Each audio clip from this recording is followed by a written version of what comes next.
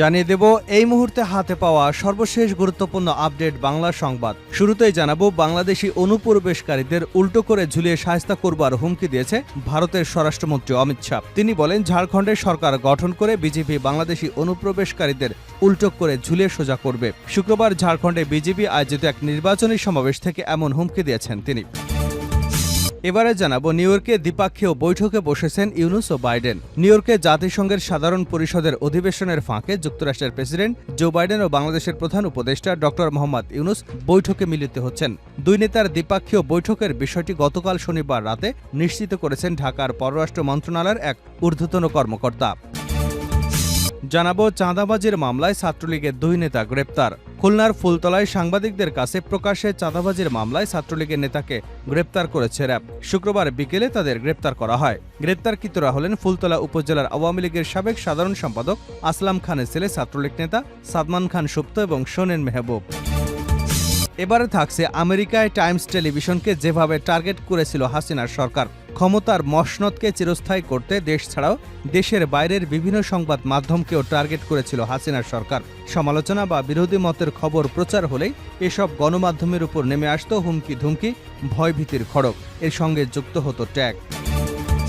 এদিকে বেগম খালেদা জিয়ার সঙ্গে সাক্ষাৎ করলেন সাংবাদিক মুশফিকুল ফজল আনসারী। প্রায় এক দশক পর বিএনপি চেয়ারপারসন বেগম খালেদা জিয়ার সঙ্গে সাক্ষাৎ করেছেন সাংবাদিক মুশফিকুল ফজল আনসারী। শনিবার রাতে গুলশানে বেগম খালেদা জিয়ার বাসভবন ফিরোজাতে যান তিনি। এর আগে সবশেষ 2015 সালের জানুয়ারিতে খালেদা জিয়ার সঙ্গে সাক্ষাৎ করেন মুশফিকুল ফজল আনসারী। এবং সর্বশেষ জানাবো আন্তর্জাতিক সংবাদ। তৃতীয় বিশ্বযুদ্ধের হুমকি দিয়েছে রাশিয়া। দেশটি যুক্তরাষ্ট্রকে ইঙ্গিত করে বলেছেন, তৃতীয় বিশ্বযুদ্ধ শুরু হলে তা ইউরোপে সীমাবদ্ধ থাকবে না। রাশিয়ার অভ্যন্তরে পশ্চিমা অস্ত্র ব্যবহার করে ইউক্রেনের সাম্প্রতিক হামলার পরিপ্রেক্ষিতে এমন মন্তব্য করে মস্কো। দিন যত গড়াচ্ছে ততই জটিল হয়ে উঠেছে রাশিয়া ইউক্রেন পরিস্থিতি। দীর্ঘ 2 বছরের বেশি সময় ধরে যুদ্ধ চালিয়েও ইউক্রেনকে কাবু করতে পারেনি পুতিন, বরং পশ্চিমাদের সহায়তায় আরও অগ্রসর হচ্ছে জেলেনস্কি বাহিনী। এতক্ষণ শিরোনাম শুনছিলেন, এবার বিস্তারিত। প্রিয় দর্শক, আপনি যদি এই চ্যানেলে নতুন হয়ে থাকেন, ভিডিওটি দেখতে দেখতে চ্যানেলটি সাবস্ক্রাইব করে আমাদের সঙ্গে থাকুন। আর এই ভিডিও সম্পর্কে আপনি আপনার মূল্যবান মতামতটি কমেন্ট বক্সে জানিয়ে দিন। আর হ্যাঁ প্রিয় দর্শক, জানিয়ে দিন ভিডিওটি কোথা থেকে দেখছেন। বাংলাদেশি অনুপ্রবেশকারীদের উল্টো করে ঝুলিয়ে শায়েস্তা করার হুমকি ভারতীয় স্বরাষ্ট্রমন্ত্রীর। বাংলাদেশি অনুপ্রবেশকারীদের উল্টো করে ঝুলিয়ে শায়েস্তা করবার হুমকি দিয়েছেন ভারতের স্বরাষ্ট্রমন্ত্রী অমিত শাহ। তিনি বলেছেন, ঝাড়খণ্ডে সরকার গঠন করে বিজেপি বাংলাদেশি অনুপ্রবেশকারীদের উল্টো করে ঝুলিয়ে সোজা করবে। শুক্রবার ঝাড়খণ্ডে বিজেপি আয়োজিত এক নির্বাচনী সমাবেশ থেকে এমন হুমকি দিয়েছেন তিনি।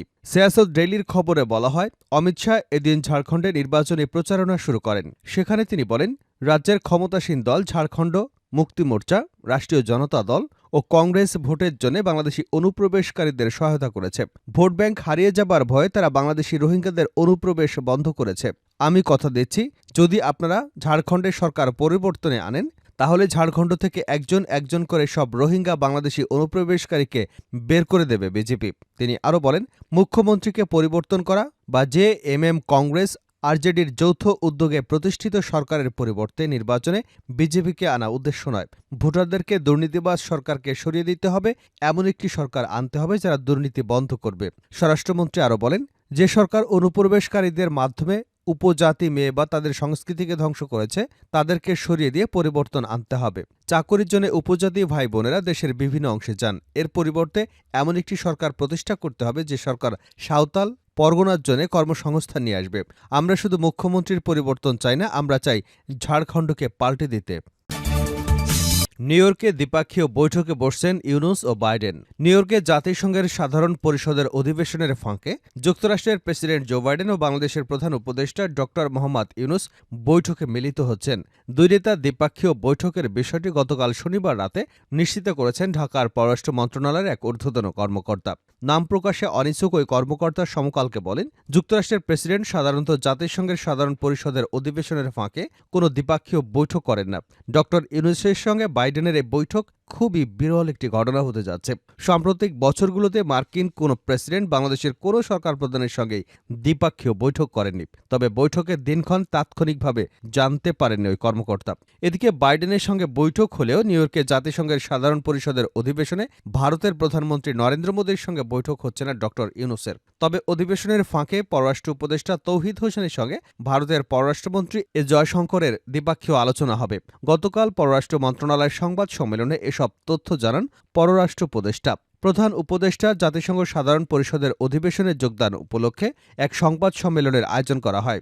জাতিসংঘের ৭৯তম অধিবেশনে যোগ দিতে সোমবার রাতে যুক্তরাষ্ট্রে যাচ্ছেন ডক্টর ইউনূস। জাতিসংঘ সাধারণ পরিষদের অধিবেশনের ফাঁকে ভারতের প্রধানমন্ত্রীর সঙ্গে প্রধান উপদেষ্টার দেখা হচ্ছে কিনা জানতে চাইলে তৌহিদ হোসেন বলেন, তাদের দুজনে নিউ ইয়র্কে উপস্থিত একসঙ্গে হচ্ছে না।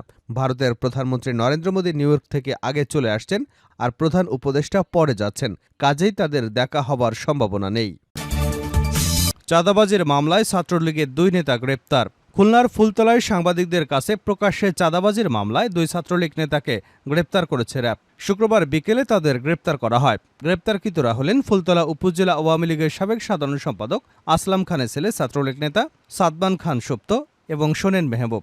সংশ্লিষ্ট সূত্রে জানা যায়, সুপ্ত এবং সোনেন গত ১৭ সেপ্টেম্বর দৈনিক ঢাকা রিপোর্টার্স পত্রিকার বিশেষ প্রতিনিধি আবু হামজা বাঁধনকে বাড়ি থেকে ফেরার পথে গতিরোধ করে চাঁদা দাবি করে।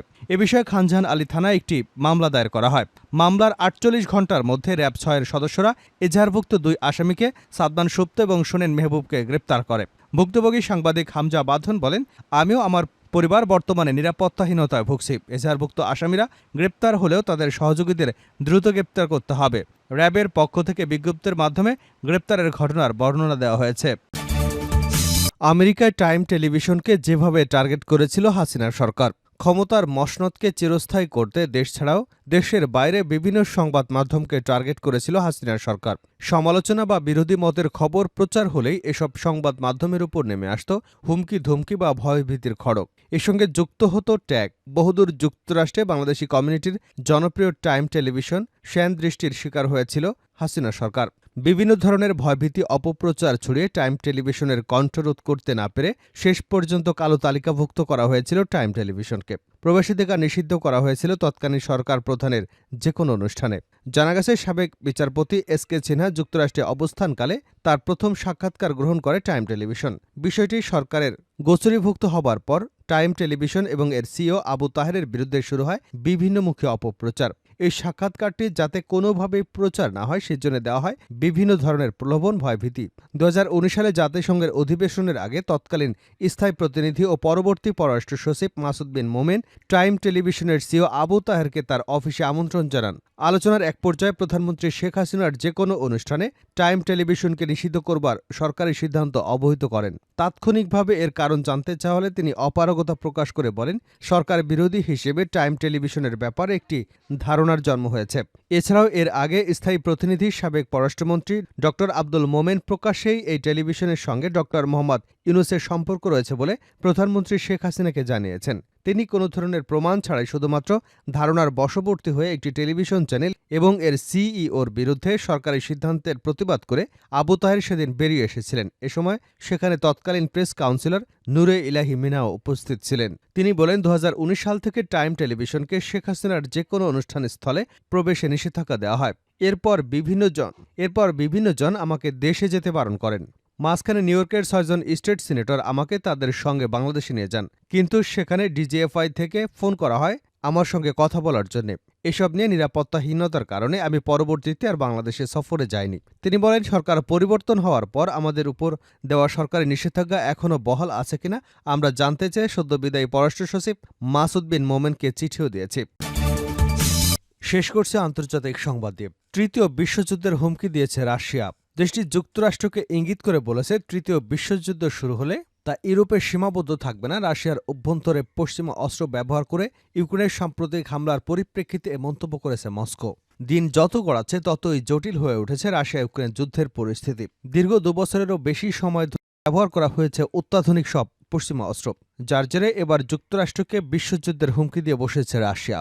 বার্তা সংস্থা রয়টার্সের এক প্রতিবেদনে বলা হয়েছে, রাশিয়ার ভেতরে পশ্চিমা অস্ত্র দিয়ে আঘাত করবার অনুমতি দিয়ে আগুনে ঘি ঢেলে দেওয়া শুরু করেছে পশ্চিমা দেশগুলো। এ সময় তৃতীয় বিশ্বযুদ্ধ শুরু হলে তা ইউরোপীয় সীমাবদ্ধ থাকবে না বলেও স্পষ্ট হুঁশিয়ারি দিয়েছে পরমাণু শক্তিধর মস্কো। চলতি মাসের শুরুর দিকে রাশিয়ার কুরস্ক অঞ্চলে ভয়াবহ হামলা চালায় ইউক্রেন বাহিনী। দ্বিতীয় বিশ্বযুদ্ধের পর এটি রুশ ভূখণ্ডে বড় ধরনের কোনো বিদেশি হামলার ঘটনা। ইউক্রেনের এমন হামলার পর কড়া জবাব দেওয়ার হুঁশিয়ারি দিয়েছেন ভ্লাদিমির পুতিন। রুশ পররাষ্ট্রমন্ত্রী সের্গেই ল্যাভরভ জানান, পশ্চিমারা ইউক্রেন যুদ্ধকে আরও উস্কে দিতে চায়। এমনকি পশ্চিমা অস্ত্র ব্যবহারে নিয়ন্ত্রণ শিথিল করবার অনুরোধ বিবেচনা করে সংঘাতকে নিজেদের দুয়ারে টেনে নিতে চাইছে। 2022 সালে ইউক্রেনে বিশেষ সামরিক অভিযান শুরুর পর থেকেই যুদ্ধ ইউক্রেনের সীমান্ত ছাড়িয়ে যাবার সতর্কতা দিয়ে আসছিলেন ভ্লাদিমির পুতিন। যদিও মার্কিন নেতৃত্বাধীন ন্যাটো সামরিক জোটের সঙ্গে কোনো প্রকার সংঘাতে যেতে চায় না বলেও জানান রুশ প্রেসিডেন্ট। রুশ পররাষ্ট্রমন্ত্রী জানান, আমেরিকানরা তৃতীয় বিশ্বযুদ্ধ সম্পর্কে কথোপকথনে এমন অসামঞ্জস্যপূর্ণ কথা বলেছেন। খোদা না করুক, যদি এমনটা ঘটে তা এককভাবে ইউরোপকে বেশি ক্ষতির মুখে ফেলবে।